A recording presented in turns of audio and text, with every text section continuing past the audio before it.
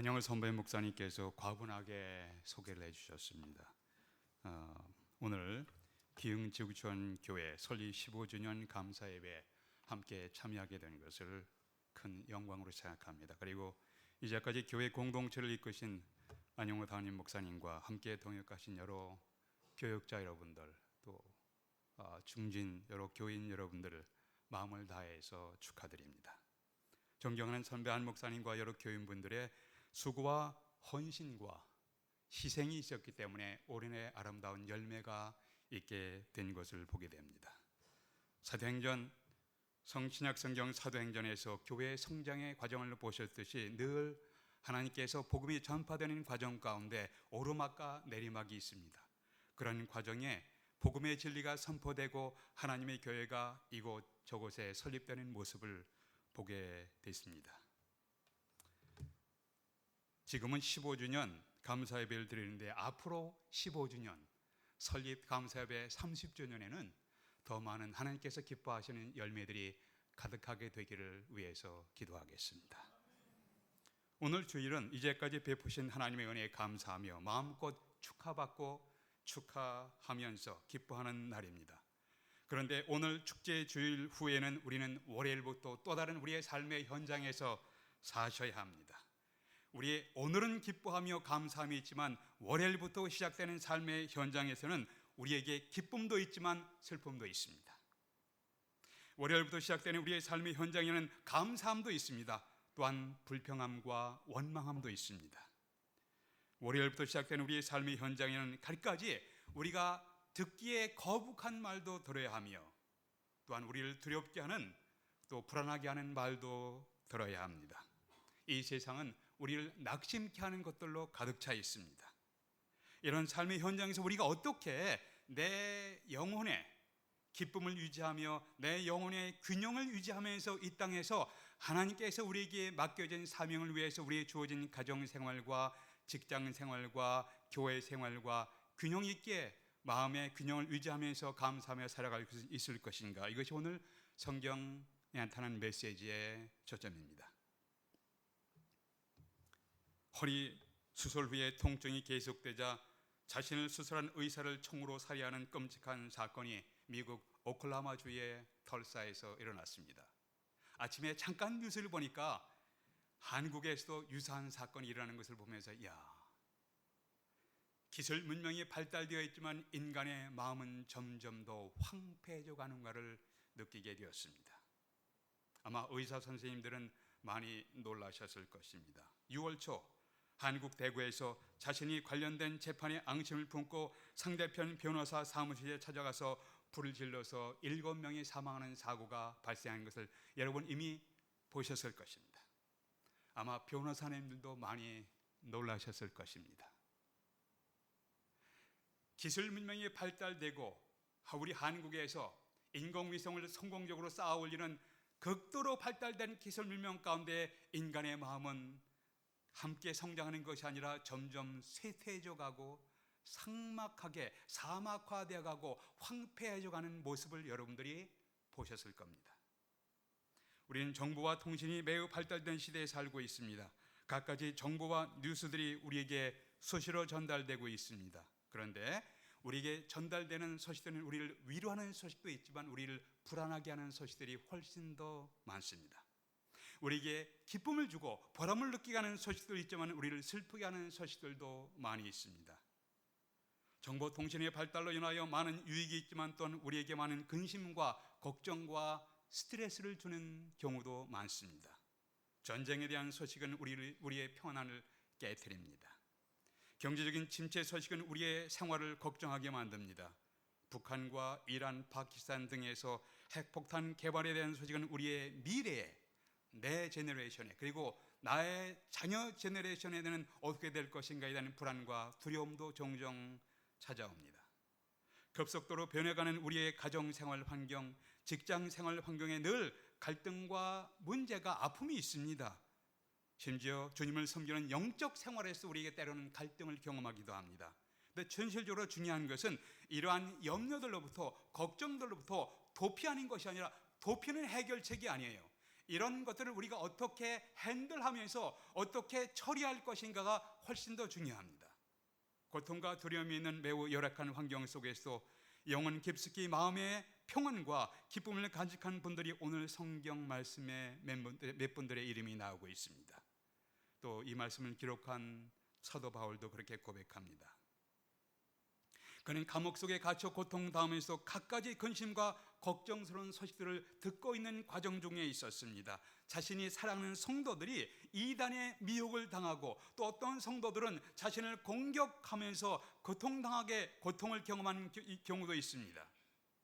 그리고 자신을 적대시하는 사회적인 환경 속에서 사도 바울이 이 말씀을 기록했습니다. 1장 30절에 보니까 사도 바울이 이렇게 고백했습니다. 여러분, 나에게도 당신들과 동일한 갈등이 있습니다. 여러분, 빌립보 교인 여러분, 나에게도 당신과 동일한 두려움이 있습니다. 싸움이 있습니다. 사도 바울, 위대한 하나님의 사람 사도 바울도 동일하게 보통 사람들처럼 마음속에 갈등이 있었고 싸움이 있었고 두려움이 있었습니다.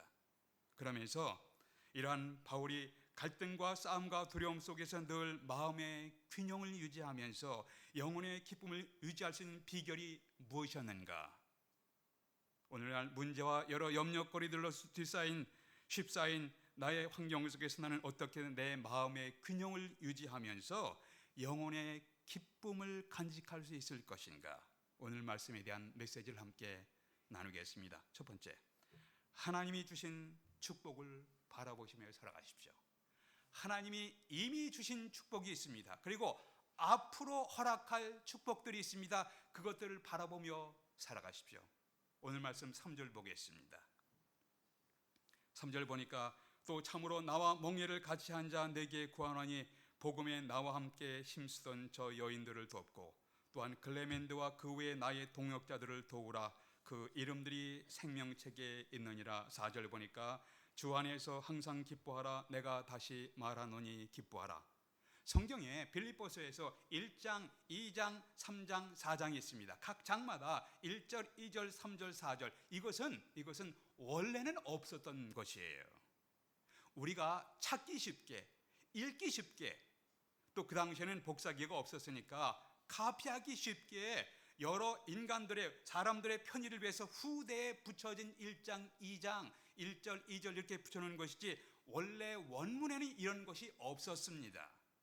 그래서 장절의 구분이 없이 쭉 서신을 읽어 내려가면 전후 문맥과 함께 전체 맥락에서의 그 의미를 더 잘 이해할 수가 있습니다.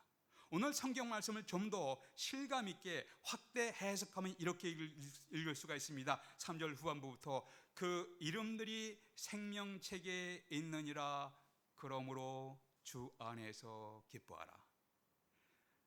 성사학자들은 이 원문의 의미를 좀 더 살피는 것을 그렇게 표현하고 있습니다. 아무개 그 이름들이 생명책에 있느니라. Therefore, 그러므로 주 안에서 기뻐하라. 사도 바울은 무조건 기뻐하라 명령하는 것이 아니에요. 무조건 말씀하는 것이 아닙니다. 고통과 슬픔이 있는 삶에서 우리에게 기뻐해야 할 이유, 기뻐해야 할 파운데이션, 기뻐해야 할 근거를 제시하고 있습니다. 그것은 우리의 이름이 생명책에 기록되었다는 것을 언급하셨습니다. 그러니까 여러분들이 예수 그리스도를 믿고 하늘의 생명책에 여러분의 이름이 기록되면서 그 이름이 하늘의 생명책에 기록되면서 거기에 따라서 여러분에게 베풀어질 하나님의 축복과 은혜를 바라보면서 기뻐하십시오 라는 메시지입니다. 요한계시록에서 사도 요한이 반복해서 고백하는 문구가 있습니다. 그것은 계속해서 여러분 읽어보시면 반복되는 문구를 보실 수 있을 것입니다. 그것은 내가 보니 봤습니다. 그 다음에 내가 들으니 사도 요한은 분명히 들었습니다. 계시록 4장 1절에서 이 일 후에 내가 보니 하늘문이 있는데 내가 들은 바 I heard 나는 들었다. 5장 1절 내가 보매 11절에서 내가 또 보고 들으매 6장 1절 내가 보매 그때 내가 들으니 이렇게 보았다, 들었다, 이것이 계속 반복돼요. 그러니까 사도 요한이 본 환상은 꿈속에서 비몽사몽간에 애매하게 듣고 본 것이 아니라 분명하게 보았습니다. 분명하게 들었습니다.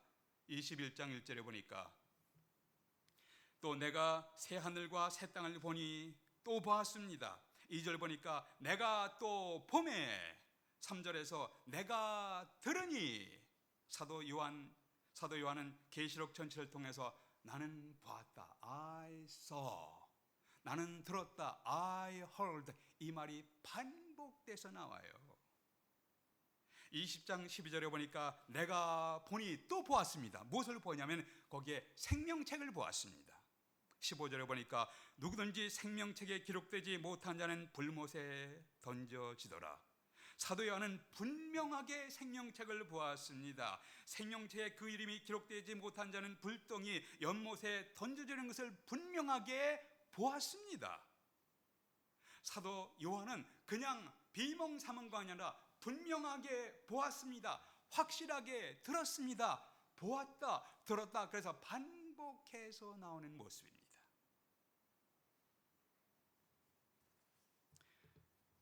복음서에서 누가복음 10장에 보니까 예수님이 70명의 제자들을 각 동네로 파송하십니다.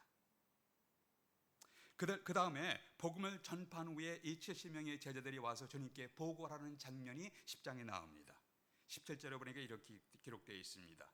70인이 기뻐하며 돌아와 이르되 주여, 주의 이름이면 귀신들도 우리에게 항복하더이다. 제자들은 놀라운 사역의 업적들이 있었습니다. 결과들이 있었습니다. 이것을 가지고 와서 주님, 우리가 이런 사역을 했습니다, 이런 업적을 이뤘습니다 라고 기뻐하며 돌아와서 보고했습니다. 이때 주님께서 이렇게 응답하셨습니다. 20절에 보니까 귀신들이 너에게 항복하는 것으로 인하여 기뻐하지 말고 너의 이름이 하늘에 기록된 것으로 기뻐하라.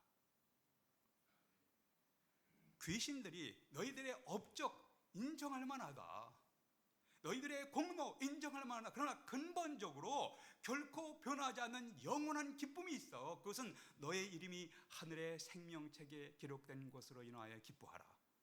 하늘의 생명책에 기록된 그 말씀으로 인해서, 그리고 그 이외에 따라오는 하늘의 생명책에 너희 이름이 기록된 것에 따라서 그 이외에 따라오는 엄청 하늘의 보화와 축복을 바라보면서 기뻐하라. 그런 메시지예요. 우리 인간들은 자아 실현의 열망과 욕망이 있습니다. 무엇을 성취했기 때문에 기뻐하는 것 당연합니다. 축하해야 합니다.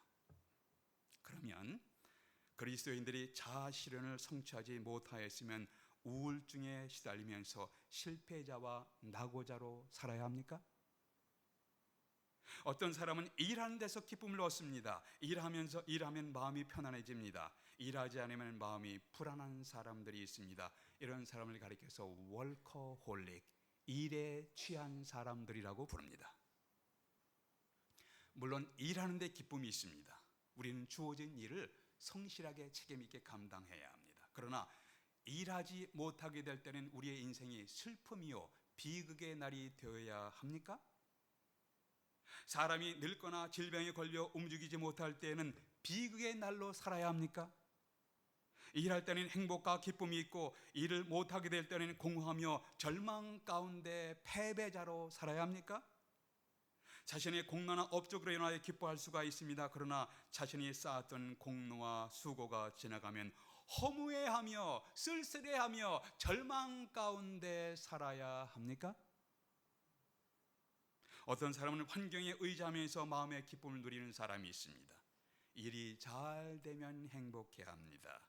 공부가 잘 되면 기뻐합니다. 행복해합니다. 자녀 교육이 잘 되면 행복합니다. 육신이 건강하면, 사람들에게 인정받으면 마음의 균형과 영혼의 기쁨을 유지할 수 있다고 주장하고 있습니다. 그래서 무엇인가 목표를 정해놓고 끊임없이 추구하면서 쫓기는 삶을 살아가고 있습니다.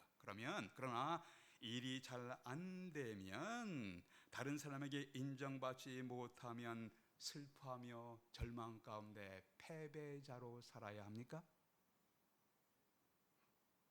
그런 사람은 머지않아 염려와 걱정 속에 심령의 침체를 경험하게 될 것입니다. 기억하십시오. 우리의 모든 환경과 주변 여건은 언젠가는 변화돼요. 우리 주위의 것들은 쇠퇴하게 됩니다. 환경과 여건을 의지하는 자는 언젠가 실망하게 될 것입니다. 일반적으로 사람들은 스포츠나 술 마시는 것을 통해서 스트레스를 해소하면서 마음의 기쁨과 스트레스를 해소하고 있습니다. 그러나 그것은 일시적인 것입니다. 영원한 것이 아닙니다. 그런데 이 땅에서 하나님이 보내신 예수 그리스도를 믿는 사람은 그 이름이 하나님의 생명책에 기록될 수가 있습니다. 이것으로 인해서 우리의 죄로 인하여 우리가 받을 형벌과 심판에서 해방되게 됩니다.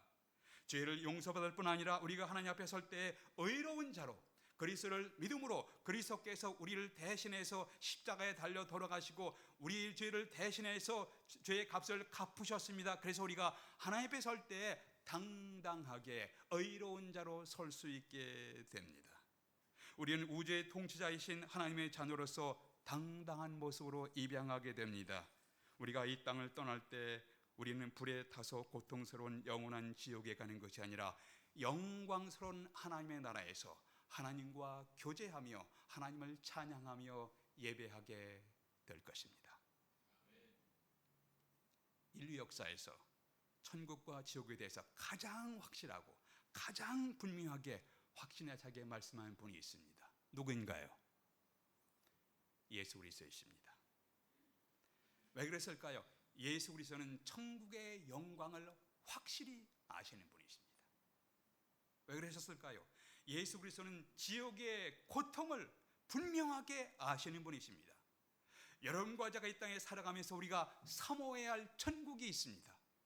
여러분과 제가 이 땅에 살아가면서 피해가야 할 지옥이 있습니다. 이것을 확실하게 분명하게 아시는 분이 예수 그리스도이시기 때문에 예수는 반복해서 이 말씀을 복음서에서 각종 비유를 통해서 하나님 나라를 위해서 하나님의 뜻을 말씀하셨고, 그래서 회개하라 천국이 가까웠느니라, 메시아를 믿어 천국 백성이 되라고 강력하게 반복해서 선포하신 분이 누구십니까? 예수 그리스도이십니다. 여러분은 이 땅의 삶 가운데서 건강하시며 사시면 참 좋지만 언젠가는 건강을 잃어버릴 수도 있습니다. 넉넉한 재산이 있으면 좋겠지만 재산을 언젠가 잃어버릴 수도 있습니다. 명예롭게 살면 더 좋지만 명예도 잊어버릴 수도 있습니다. 심지어 사랑하는 가족과 헤어지게 될 경우도 있습니다. 그러나 결코 어느 누구도 빼앗아갈 수 없는 것이 있습니다. 그것은 하나님께서 우리에게 허락하신 영원한 생명, 여러분 영혼 속에 담겨진 하나님의 생명입니다. 어떤 분이 이렇게 표현했습니다. 그것은 사람의 영혼 속에 담겨진 하나님의 생명. 그렇게 표현하더라고요. 제가 보니까 기억나는 것은 The life of God in the soul of man. 인간의 영혼 속에 담겨진 하나님의 생명은 아무도 빼앗아갈 수 없습니다. 예수께서 그래서 요한복음 10장에서 이렇게 말씀하셨습니다. 내가 저에게 영생을 주노니 영원히 멸망치 아니할 터이요 또 저희를 내 손에서 빼앗을 자가 없느니라. 저희를 주신 내 아버지는 만유보다 크심에 아무도 아버지 손에서 빼앗을 수 없느니라. 그리스도인들도 좌절할 때가 있습니다. 그리스도인들도 사업에 성공할 때도 있지만 실패하며 고통당할 때도 있습니다. 하나님 나라의 백성들도 가정의 아픔과 고통을 경험할 때가 있습니다. 하나님의 백성들도 실족하고 개인적인 문제, 각종 정신적으로, 영적으로, 사회적으로 고통하며 허우적거릴 때도 있습니다. 그러나 하나님께서 그의 백성들에게 이미 베푸신 축복, 또 앞으로 베푸실 축복들을 바라보십시오. 귀신들이 너에게 항복하는 것으로 기뻐하기보다는 너희가 놀라운 업적을 성취했다고 기뻐하기보다는 더욱더 근본적으로 너의 이름이 예수 그리스도를 믿고 하나님의 나라의 하늘의 생명책에 기록된 것으로 인하여 기뻐하라. 그리하면 요동치며 굴곡이 많은 이 세상의 삶 가운데 마음의 균형을 유지하며 영혼 깊숙이 기쁨을 유지할 수 있게 될 것입니다. 여러분은 예수 그리스도를 믿음으로 하늘의 하나님께서 주시는 축복을 바라보며 살고 계십니까? 문제와 염려거리들로 낙심할 것들로 가득 찬 이 세상 삶 가운데 나는 어떻게 마음의 균형을 유지하면서 영혼의 기쁨을 간직하며 살아갈 수 있을 것인가? 첫 번째는 하나님이 주신 축복들을 바라보십시오. 이미 베푸신 축복, 그리고 앞으로 베푸실 축복들을 바라보며 걸어가십시오. 두 번째는 하나님 앞에서 염려를 기도로 바꾸십시오. 6절 보세요. 6절. 아무것도 염려하지 말고 오직 모든 일에 기도와 간구로 너희 구할 것을 감사함으로 하나님께 아뢰라. 여기서 염려란 단어가 나옵니다. 염려. 빌립보 교인들도 염려할 것들이 많았습니다. 여러분도 염려할 것이 있을 것입니다. 외부로부터 적대적인 사회 환경이었고 경제적인 압박을 받으며 살았습니다. 현재 우리 삶에는 염려거리들로, 근심거리들로 가득 찼습니다. 한 건강 3단가는 말하기를, 메이어 클리닉의 찰스 메이어 박사는 이렇게 표현했습니다. 염려는 피의 순환, 심장, 내분비선과 전체 신경계통에 많은 영향을 미친다. 나는 일을 너무 많이 해서 죽었거나 죽게 되었다는 사람을 만난 적은 없다. 그러나 염려로 인해 죽은 수많은 사람들을 만나기도 했다. 염려와 걱정, 이것이 우리의 영혼에, 우리의 육신의 건강에 얼마나 큰 영향을 미치는지를 전문가들이 이렇게 표현하고 있습니다. 현 시대에 우리는 코로나 바이러스 재앙으로 인하여 한국, 미국, 전 세계 사람들이 엄청난 고통과 죽음을 경험했습니다. 그런데 중세 유럽에서 콜레라 전염병이 한창 창궐할 때 아마 제 생각에는 실제 일어난 사건이 아니라 실제 현상을 보면서 풍자적으로 지어낸 이야기가 전해지고 있는데 중요한 메시지가 있습니다. 한 농부가 마차를 몰고 자신이 거주하는 성을 향해서 가고 있었습니다. 그런데 한참 가고 있는데 길가에 어떤 부인이 손을 들어서 세워달라는 거예요. 마차를 세웁니다. 성까지 태워달라고 하기에 그 분을 태우고 성을 향해서 가고 있는데 분위기가 좀 싸한 느낌이 들었습니다. 뭐냐면 그 부인은 얼굴을 가리고 있었습니다. 농부가 물었습니다. 같이 가는 동행이니까 어디 사는 누구십니까? 얼굴을 가린 이 부인이 대답을 안 하는 거예요. 궁금했습니다. 부인께서는 어디 사는 누구십니까? 대답을 안 하는 거예요. 그래서 농부가 반복해서 물으니까 어쩔 수 없이 그 부인이 이렇게 대답을 했습니다. 저는 콜렐라 여사입니다. 농부가 깜짝 놀랐습니다. 아니, 지금도 콜레라로 인해서 수많은 사람들이 죽어가고 있는데 어찌하여 제 마차를 타셨습니까? 지금 마차에서 바로 내려주십시오. 간곡하게 요청했습니다. 지금도 수많은 사람들이 콜레라로 인하여 죽어가는데 콜레라 부인께서 저 성에 들어가시면 얼마나 많은 사람이 더 죽어야 합니까? 제 마차에서 내려주십시오.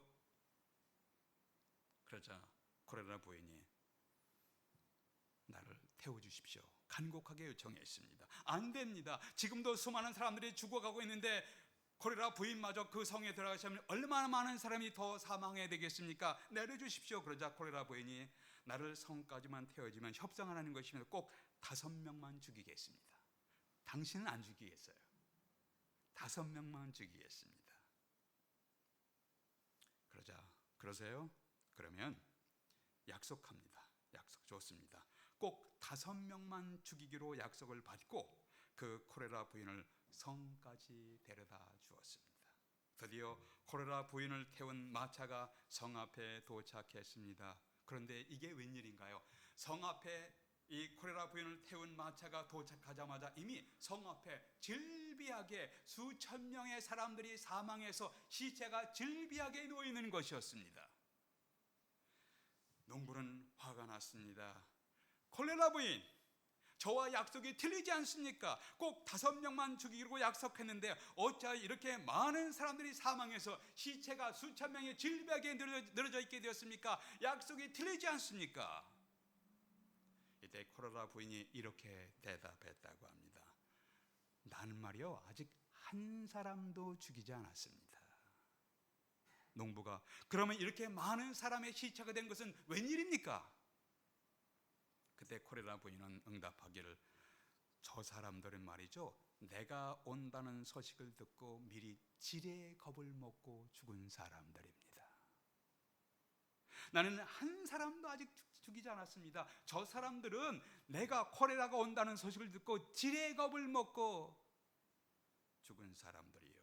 이것은 염려와 두려움이 우리 삶에 미치는 영향을 풍자적으로 묘사한 이야기입니다. 염려와 두려움은 우리를 좌절시키고 우리의 신령을 침체하게 만듭니다.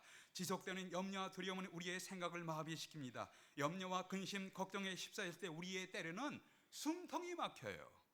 이것이 지속되면 신경쇠약 증세나 노이로제 현상을 경험하기도 합니다. 바울과 빌립보 교인들은 근심과 걱정, 염려거리들로 휩싸여 있었습니다. 바울은 감옥에 갇혀 있었습니다. 빌립보 교인들은 신앙 때문에 핍박받았습니다. 이단의 위협이 있었습니다. 내부로부터의 다툼과 분열이 있었습니다. 이 모든 것은 바울을 짓누르고 있었어요. 우리의 삶에도 갖가지 고통스러운 문제에 부닥치게 될 때 닥친 문제를 여러분, 회피하는 것은 해결책이 아니에요. 무시하는 것 해결책이 아닙니다. 회피하는 것은 사람들로부터 자신을 외롭게 떼어놓게 됩니다. 그 사람은 점점 고독하게 되고 혼자서 무거운 인생의 짐을 지고 허우적거리게 됩니다. 이런 방향으로 가면 문제는 더욱 복잡해지고 어려워지게 됩니다. 본인은 문제 해결의 의욕을 점점 상실해져 갑니다. 결과는 자멸합니다. 그것은 인생 파멸입니다. 이런 환경에 처하게 될 때 사도 바울이 뭐라고 권면하고 있습니까? 6절에서 염려하지 말아라. 기도와 간구로 너희 구할 것을 감사함으로 하나님께 아뢰십시오. 혼자서 문제와 고통 가운데 허우적거리지 말고 하나님 앞에 나오십시오. 그리고 기도하면서 당신들이 갖고 있는 아픔과 고통과 문제거리들을 하나님 앞에 쏟아 놓으세요 라고 말씀하고 있는 모습입니다. 그렇게 되면은 7절에 이렇게 말씀합니다. 그리하면 모든 지각에 뛰어난 하나님의 평강이 그리스도 예수 안에서 너의 마음과 생각을 지키시리라. 여러분은 기쁨과 슬픔, 보람과 허무, 평안과 갈등이 수없이 교차되는 현실의 삶 가운데 염려와 두려움과 갖가지 인생의 짐들을 하나님 앞에 가지고 와서 규칙적으로 하나님 앞에 내어놓고 은혜를 구하시고 계십니까? 이 땅에서 그리스도인들이 소유할 수 있는 최대의 축복과 최고의 특권이 있습니다. 그것은 우리의 이름이 하늘의 생명책에 기록되는 것입니다. 하늘의 생명책에 기록되면서 그 생명책에 기록됨에 따라서 함께 오는 천국의 축복들을 경험하게 됩니다. 생명책에 기록되면서 우리에게 오는 천국의 영광, 천국의 생명, 천국의 지혜, 천국의 존귀함, 천국의 풍성함, 천국의 능력을 누릴 수 있는 자격이, 축복이 우리에게 주어지게 될 것입니다. 사도 바울은 삶의 현장에서 갈등과 싸움과 두려움 속에 살아가는 성도들에게 이렇게 말씀하고 있습니다. 여러분의 이름이 하늘의 생명책에 기록되면서 이에 따라오는 천국의 영원한 축복들을 바라보시면서 영혼의 기쁨을 유지하십시오. 여러분 자신에게 물어보시길 바랍니다. 여러분은 하나님이 허락하신 천국에 이미 베푸신 축복들, 그리고 앞으로 우리에게 주어질 축복들을 바라보시면서 마음의 안정과 영혼의 기쁨을 회복해가는 과정 중에 계십니까? 여러분의 마음에 있는 근심과 걱정과 갈등들을 하나님 앞에 내려놓고 규칙적으로 하나님 앞에 내려놓고 하나님의 은혜를 구하시는 과정 중에 계십니까? 기도하시겠습니다.